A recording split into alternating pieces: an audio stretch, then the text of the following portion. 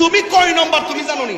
এই জন্যই আপনাদেরকে অনেক সময় ধর্ম ব্যবসায়ী বলে, এই জন্য আপনাদেরকে উগ্রবাদী বলে, এই জন্য আপনাদেরকে জঙ্গিবাদী বলে। রাজবাড়িতে নুরু পাগলার মাজারে যা হয়েছে, যদি ওইডারে মাজার বললে মাজার শব্দের অপমান হবে, মানে যেইডারে মনে হচ্ছে এইডারেই মাজার বানায় ছাড়ে, আজীব তামাশা। নুরা পাগলা নামে একজন মানুষ মারা গেছে, যদি তার জীবনে অন্যায় করে থাকে, তার জীবনে যদি শিরিক করে থাকে, তার জীবনে যদি ভণ্ডামি করে থাকে, তার জীবনে যদি কোন ধরনের কুফরি করে থাকে, সরাসরি বহির্ভূত করে থাকে, সে যদি একদিন করে থাকে, এক মাস করে থাকে, আপনি মুসলমান হিসেবে দরকার ছিল বাংলাদেশের প্রচলিত আইনে তার বিরুদ্ধে ধর্ম অবমাননার মামলা করে তাকে গ্রেফতার করানোর কথা বলেন, ঠিক কিনা? কিন্তু সেই নুরা পাগলা যখন মারা গেল, কবরের ভিতর থেকে আপনারা তাকে লাঠি দিয়ে আঘাত করে করে কবর খুঁড়ে তার লাশটাকে বের করলেন। বের করার পরে তার লাশকে নিয়ে উল্লাস করেন, আল্লাহু আকবার, নারায়ে তাকবীর, আল্লাহু আকবার স্লোগান দিয়ে দিয়ে আপনারা সেই লাশটার মধ্যে 60 বছরের মানুষ আছে, 70 বছরের মানুষ আছে, স্বাধীনতার আগে পরের মানুষ আছে। আপনাদের জীবনে কোনোদিন দেখেছেন কোন কবর থেকে লাশ তুললা, মুসলমানের লাশ তুললা আগুন দা পুরাইছে? এমন ইতিহাস কি বাংলাদেশে হয়েছে? আমরা কি বাংলাদেশ দেখছি? আমরা কি দেখছি? এই জন্যই বলে যে ইসলাম ছিল শান্তির ধর্ম, আজকে ইসলাম ধর্মটারে উগ্রতার দিকে নিয়ে যাচ্ছেন। ইসলাম একটি শান্তির ধর্ম, মানবতার ধর্ম। এই জন্য আমি বলবো, প্রশাসনকে বলবো, এই ঘটনার সাথে যারা জড়িত তাদেরকে অনতিবিলম্বে আইনের আওতায় আনার জন্য কথা বলেন, ঠিক না বেঠে? আজকে আপনি কোন ব্যক্তি ভণ্ড, কে ভালো মন্দ যখন মারা যায় তখন সেটা আল্লাহর হাতে ছেড়ে দিতে হয়, কথা বলেন, ঠিক না বেঠি? আপনি বলুন তো, একটা মানুষ মারা যাওয়ার পরে কবর থেকে উঠায় আগুন ধরানো কি ইসলাম অ্যালাউ করে? কথা বলে অ্যালাউ করে? সে মারা গেছে, সে যদি বন্ড হয়, সে যদি প্রতারক হয়, সে যদি জাহান্নামী হয়, জান্নাতি হোক বা জাহান্নামী হোক, এটার ফায়সালা আল্লাহ করবেন। তুমি কবর থেকে উঠাইয়ে তার গায়ে আগুন ধরাইছো, তুমি কয় নম্বর তুমি জানো নি? এই জন্যই আপনাদেরকে অনেক সময় ধর্ম ব্যবসায়ী বলে, এই জন্য আপনাদেরকে উগ্রবাদী বলে, এই জন্য আপনাদেরকে জঙ্গিবাদী বলে, এই জন্য আপনাদের প্রতি মানুষের আস্থা বিশ্বাস দিনে দিনে উঠে যাচ্ছে, সত্যিকার ইসলামটা কলঙ্কিত হচ্ছে, কথা বলেন, ঠিক না বেটে? যারা এই ঘটনার সাথে জড়িত অনতি বিলম্বে তাদেরকে আইনের আওতায় আনতে হবে, কথা বলেন, ঠিক না বেটে? আমরা দেখেছি বিগত 24 সালের 5 আগস্টের পরে আমাদের 90টা মাজারের মধ্যে আগুন ধরায় দেওয়া হয়েছে। সেদিন থেকে ওই দিন থেকে যদি সরকার তাদের লাগাম টেনে ধরতো, আজকে কবরের ভিতর থেকে লাশ টেনে আগুন ধরাই দিত না, কথা বলেন, ঠিক কিনা বলেন? আমাদের 95টা মাজারের মধ্যে আগুন লাগাই দেওয়া হয়েছে।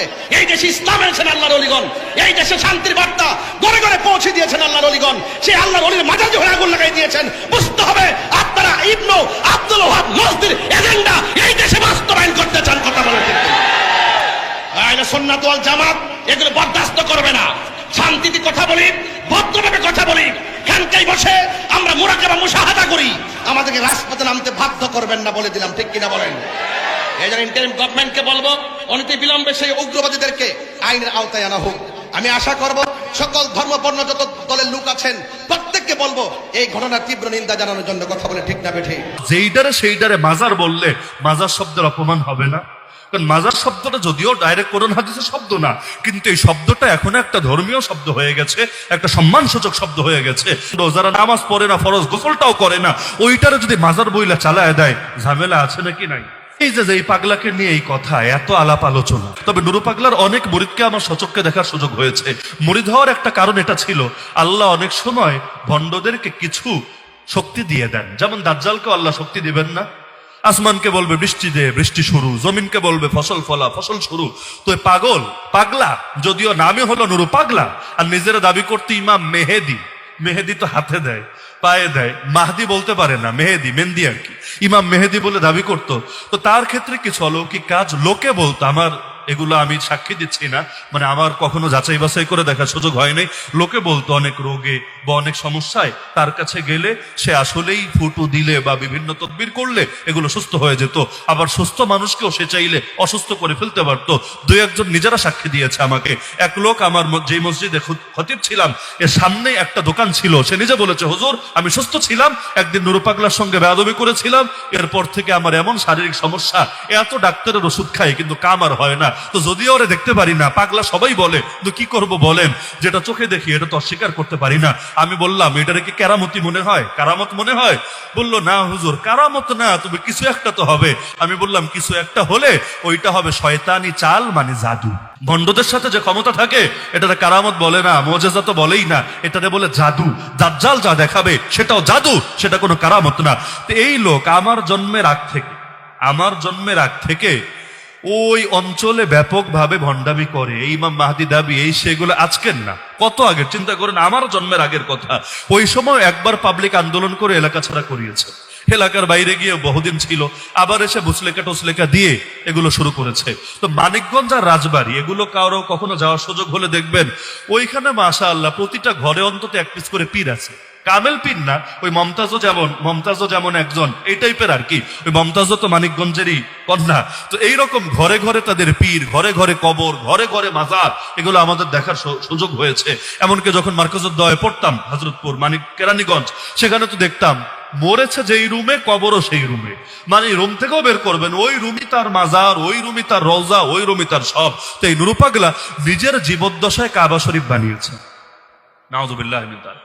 কাবা শরীফ কি মক্কায়, না কাবা শরীফ রাজবাড়ী গোয়ালন্দে? কাবা শরীফ সবাই জানে মক্কায়, তো সে একটা বানিয়েছে গোয়ালন্দে অবিকল ডিজাইন দিয়ে। আমরা জানি একটা কাবা বানানোর চেষ্টা করেছিল কিন্তু আব্রাহা। তো এখন আব্রাহাও চিন্তা করলো ওই কাবা বাদ, কাবা থাকবে একটা, সবাই আসবে এখানে। এর পরের ঘটনা সবার জানা আছে, কাবা ভাঙতে গিয়ে নিজের অস্তিত্বকেই দিল ধ্বংস করে। তো এখানেও বেচারা কাবা বানিয়েছে। মরার আগে আবার এটার ব্যাপারে ওসিয়ত করে গিয়েছে। মরার পর তার লাশটাকে মাটি থেকে 12 ফুট উপরে বিশেষ কায়দায় দাফন করা হয়েছে।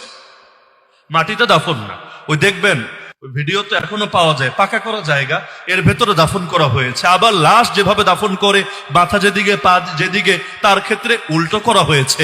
এমনকি তার ভক্তরা সেখানে গিয়ে ওই তওয়াফের মতো করেও কি যেন করতে শুরু করে দিয়েছে। ওদের কাছে এটা ওই কাবার মতোই হয়ে গিয়েছে। তা আপনার এলাকায় হলে এটা সহ্য করতেন? আমি তো জানি রাজবাড়ির মানুষরা আসলে অনেক শান্তশিষ্ট, কারণ এত পীর, এত মাজার, এত ভণ্ড, ভালোটা না মন্দটা দেখতে দেখতে দেখতে অনেক ক্ষেত্রে ঘাস হওয়া হয়ে গিয়েছে। আমি তো মনে করি ওইটা যদি এই নরসিংদীতে হতো, এই ব্রাহ্মণবাড়িয়ে হতো, বা আমাদের সিলেটে হতো, তাহলে এতদিন লাগতো না। আগস্টে মরেছে, সেপ্টেম্বর পর্যন্ত আসতো না, বরং ও মরার আগেই ওর বানানো কাবাকে ভেঙে চূর্ণ করে দিত। কিন্তু মানুষ ধৈর্যের সবটুকু প্রমাণ দেখিয়েছে। প্রথমেই ঝামেলা করতে যায় নাই, প্রথমে সংবাদ সম্মেলন করেছে, জেলা প্রশাসকের কাছে বারবার বারবার বারবার আবেদন জানিয়েছে। কিন্তু ওই যে চোরানা আসনে ধর্মের কাহিনী, এত বলতে বলতে বলতে বলতে সমাধান করলোই না। লাস্টে এসে একটা ভুজুং ভাজুং বুঝ দিল। সেই বুঝ কি? সেই বুঝ হলো যে এটা রংটা পাল্টে দাও, কাবা শরীফ থাক, খালি রংটা ব্ল্যাকের জায়গায় ভিন্ন রং চালায় দেওয়া হোক। নাউযুবিল্লাহ মিন যালিক। অথচ এই নুরু পাগলা জীবদ্দশায় কোরআনকে ভুজপাতা বলতো, ভুজপাতা। এই নুরু পাগলার জীবদ্দশায় এবং তার মরার পরে এত চেষ্টা করলো, তখন কারো টনক নড়লো না, তখন প্রধান উপদেষ্টা বিবৃতি দিল না। কিন্তু রাগের মাথায় মানুষ যখন আন্দোলনে নামলো, সে আন্দোলনেও বাধাগ্রস্ত হলো। কিছু ছেলেপেলের রাগ তো বেশি থাকতেই পারে, তারা গিয়ে যখন সেখানে ঢুকতে চাইলো, ওইখানে আবার ইট মারলো, পাথর মারলো মাজারের খাদেমরা। এবার তো রাগ আরো বেড়ে গেল কয়েকজনকে আহত দেখে। আর ময়দানে নামলে আহত দেখলে এমনিও সেন্স ঠিক থাকে না। তারা গিয়ে লাশ উঠিয়ে সেই লাশকেও পুড়িয়ে ফেললো, যদিও সব আলেমরা থামাতে চেয়েছে। আপনি খোঁজ নেন, যেখানে যত আলেম ছিলেন, কারণ লাশ পুরানো ইসলাম সমর্থন করে না।